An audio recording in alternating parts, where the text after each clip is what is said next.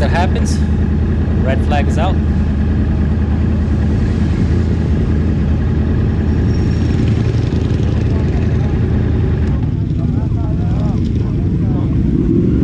And somebody approaches me.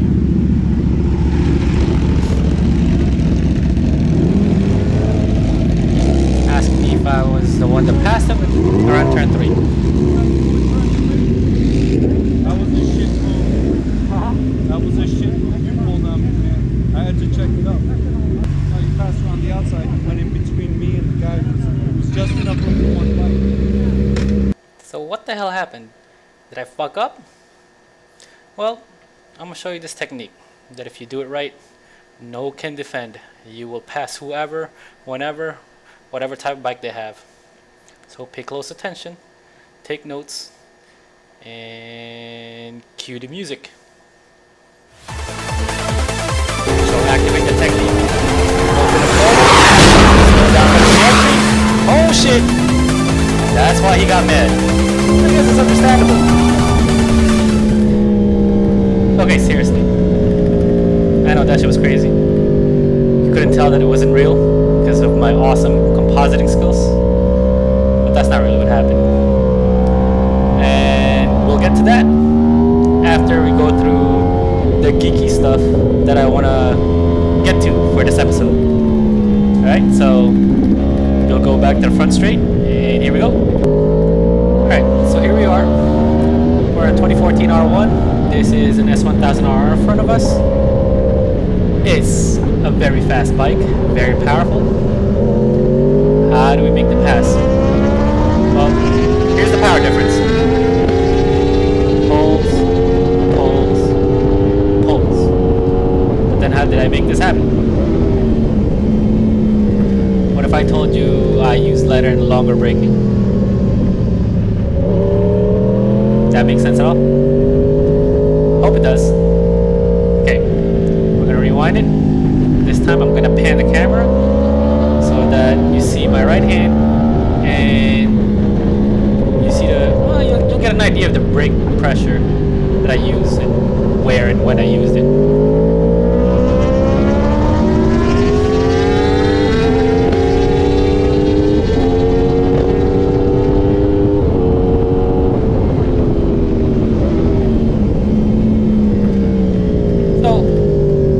How did that happen? Well, for me to get you to understand that, there's this technique. This misconception that this is what you need to do to go around the track really, really fast or be a fast rider. Now, I couldn't really find the original version of that, and I didn't realize how much memes were created off of that. So I was not disappointed at all. Okay, so before we continue, while passing when the bike is straight up and down is fairly safe, please take caution when making the attempt on any type of pass. It can get very complicated very fast. I would suggest only attempting this when you have enough seat time to know how well you can truly slow the bike down. Please keep in mind that those attempting the pass are responsible for ensuring that the pass is made safely. On that note, the safest place to practice any technique with motorcycles, as a lot of people will tell you, is during a track day. Even better is if it's a private track day, because during these events, you have more space in between riders because it won't be as packed as a regular track day. This one also includes lunch, so sign up before the price hikes up. Okay, back on topic.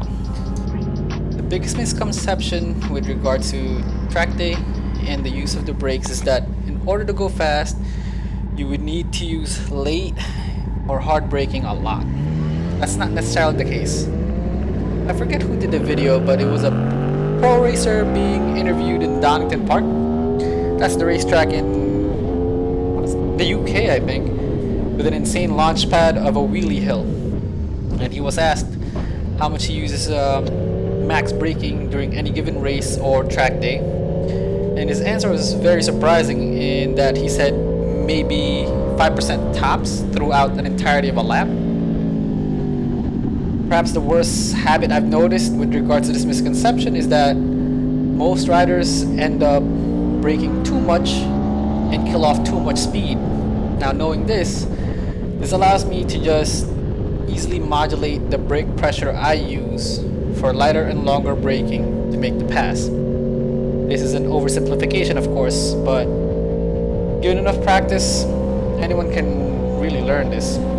What's really crazy is that the hardest braking pressures I use when I make this pass is probably the same amount of pressure MotoGP riders would use while leaned over and going faster than what I currently have experienced to be possible. That's the thing that separates us with MotoGP riders, is that we only understand a fraction of the control they have over their bikes compared to us and our bikes. It's really important that you can't really think of things as right or wrong, but rather efficient or inefficient in regards of controls and inputs. I think of using the brakes now as a means to slow my bike down as quickly as possible to the optimum speed needed to do what I want to get done, which in some case that's to get the pass done and subsequently slow my bike down safely and quickly enough to my desired speed at the apex and or slow part of the corner to help get my bike rotated or pointed in the direction that I want, which is exactly what I did there. So what happened with this rider? Well, I have a rider in front of me, obviously a bit slower than the pace I was trying, so I set him up for a pass here. Fortunately, the guy on the S1000RR, I think, may have forgotten that I was in front of him, or didn't realize that I was setting up for a pass, and took a tight line to get on the inside of me. So that's where the misunderstanding happened. Of course, if I was in his shoes, I would have been pissed off too if somebody cut me off like that. That's fucking dangerous. But the responsibility was on him. But these are the things that could get complicated when you're trying to make a pass. So be very, very, very careful when you attempt one. And if you hesitate, don't make the pass anymore. Wait for another chance. Or if you can't get around someone, pit out. Ask the marshal to find you some space on the track. Now, I did make a mistake. I mean, not necessarily a bad mistake, but mistake nonetheless. I assumed that the S1000RR guy wouldn't have been that close to me. That was a bad assumption, because when I reviewed the footage, as soon as I passed him, he actually also modulated his brakes to match mine and stayed closer to me. If I'd known that, maybe I wouldn't have tried to make the pass, but it is what it is. So this continues on, and I don't remember how I tried to make the pass on this guy.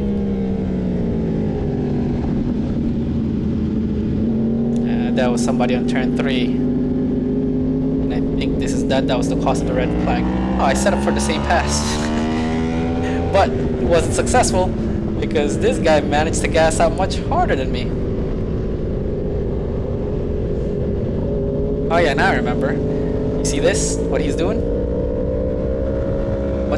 What do you think that told me? Guy's looking too close. He's not gonna get on the gas as quickly as possible. And I know I was able to get the pass there, so I stuck close to him. That's what it was.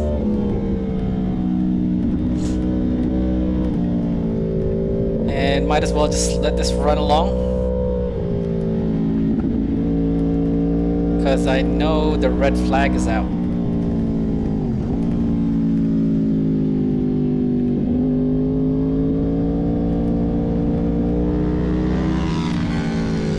That's Manny.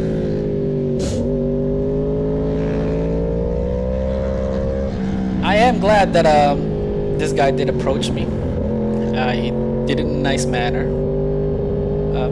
If there's any type of situations on the track where you feel like somebody did something unsafe, you should always try to speak up. speak up to if you're not comfortable talking to the rider himself. Tell one of the coaches. In some instances, to be honest with you, you're gonna forget what the bike looked like. Just like this guy, he wasn't sure if I was the one that passed. The only thing that he remembered was he was wearing something that was loose, which I was wearing a vest. Oh, and here's something cool. Something that's edited can make it seem like one story, but when you hear the whole situation, it changes the whole scenario. Now, this is the unedited version. You'll get to hear our conversation, and you'll understand why I wanted to do some content on this, because I wanted to find out exactly what happened. I told him I was.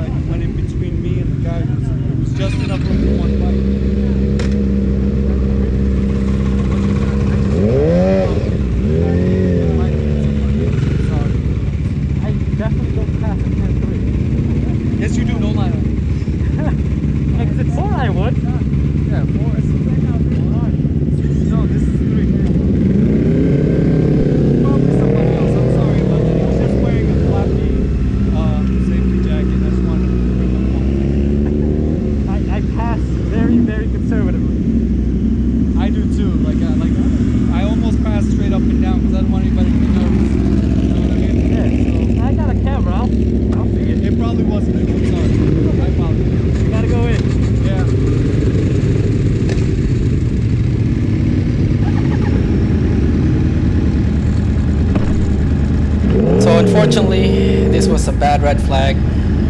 Ambulance had to go out and grab somebody. Yeah, no, but the way he approached it, I can respect that. Anyone could make a mistake. I really wanted to find out exactly what happened. If I did something like that, I'd want to correct it. So, there's the answer. Mystery solved.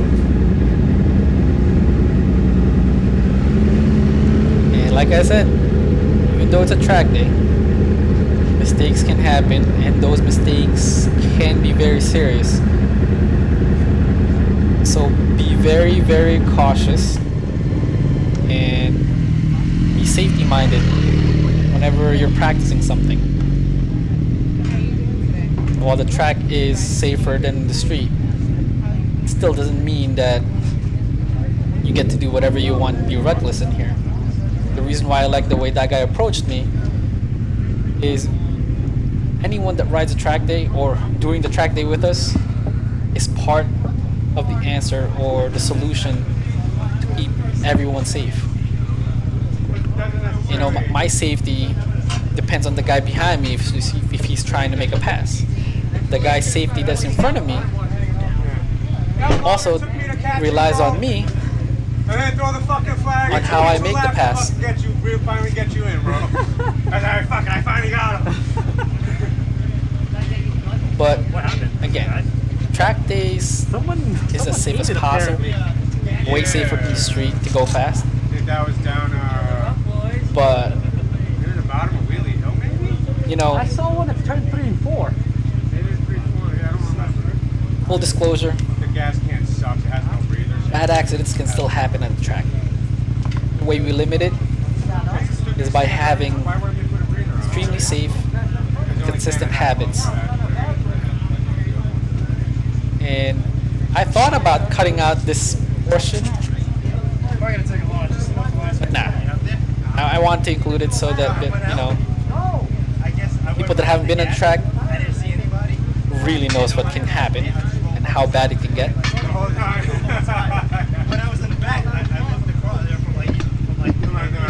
And the safety measures that are there to protect the riders. I don't remember who the rider that went down was during this time. I wish I could. Maybe on the next episode, maybe I'll update you guys if I remember exactly who it was. I think I have an idea, but I don't want to be wrong. I'm the only person out here. In any case, that's all I really wanted to cover. I saw him waiting, sitting in pit.